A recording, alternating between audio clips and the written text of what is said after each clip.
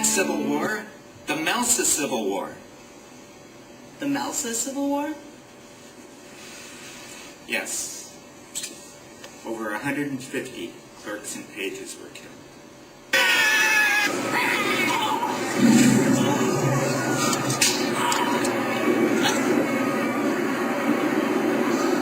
2 librarians were wounded, slightly. Oh boy, you alright? Oh, I'm fine. This is a damn mosquito.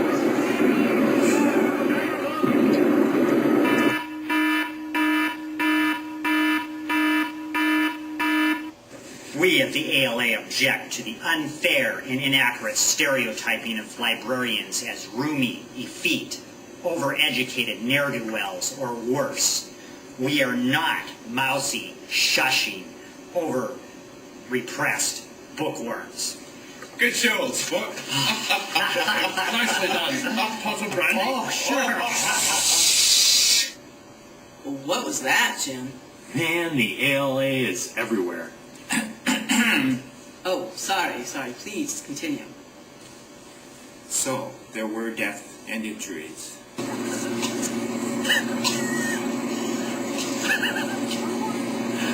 Vadnais Heights Library was burned to the ground. The Cathedral Hills branch sacked. But this is terrible. What on earth caused this? It was the Library of Congress versus the Dewey Decimal Classification Systems. You mean people died? Caravaggio's were destroyed over something as ridiculous as how we shelved books? There's nothing ridiculous about the hideous scourge known as the Library of Congress classification system.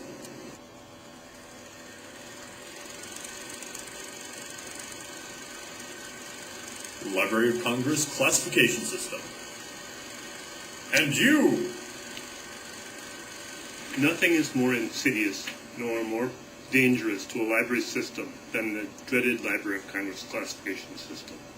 Established just 30 years ago, this so-called classification system has cut an ugly swath across our great nation. Whole library systems have been utterly destroyed by its perverse letters first classified. Let's hear from Dr. Louise Schmettel.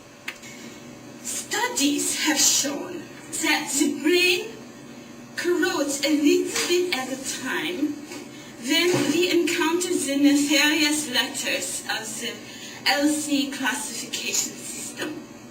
Perhaps we should not call it LC, but we should call it lousy. Get it? Yeah.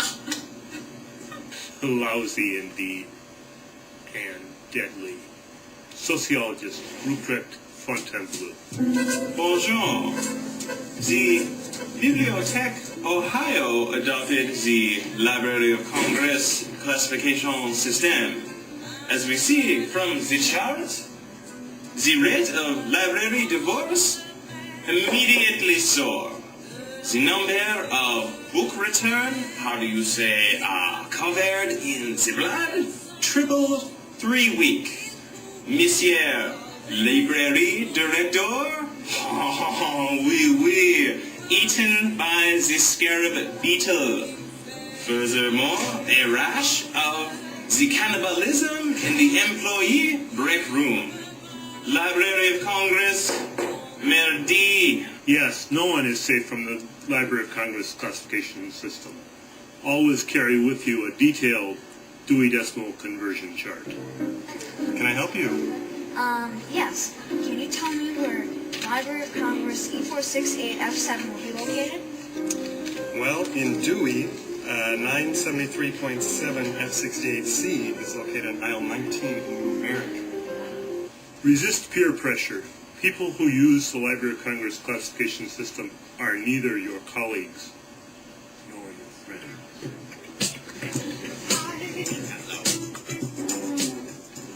You know, a lot of the cool librarians think letters first classification is pretty darn groovy.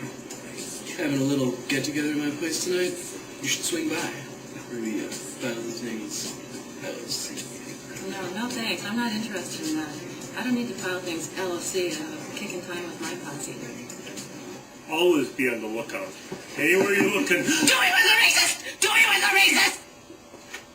You lucky punk.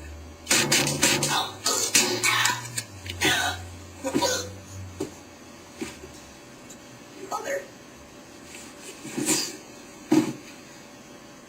Did I fire 5 shots? Wait, Jim, stop the film. Stop the film! What is it, Peter? Doesn't that guy who was screaming about Dewey, the one who was shot, doesn't he look familiar? Yeah, he does. Hey, I know, hand me the 2002 In-Service Day movie. Watch this.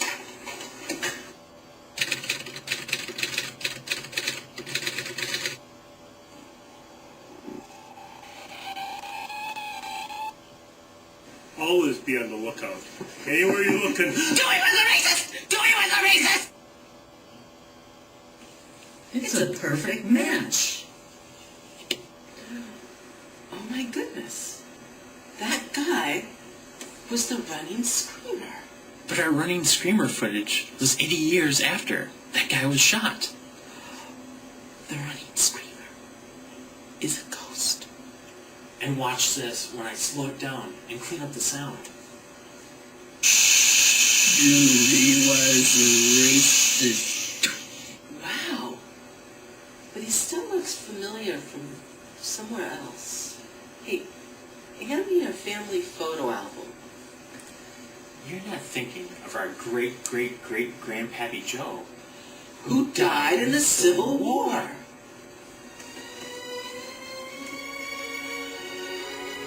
And so concludes Part 1 of our history of the suburban Ramsey County Library, inception through the Civil War years. Part 2 covers the Reconstruction through the Depression era. Say, did you know that F. Scott Fitzgerald danced with Zelda at the White Bear Lake Library? Wow. And also, Babe Ruth, in the 30s, Babe Ruth gave a batting demonstration at Art House. He broke 16 windows. Wow. Also, during the Depression, are you aware that during the Depression, the lines for bread baking books at the Maplewood Library began to form at 4 o'clock in the morning? Wow. And I remember in the 60s, Roseville Library hosted a bee right on the corner of White and Asper. Great time.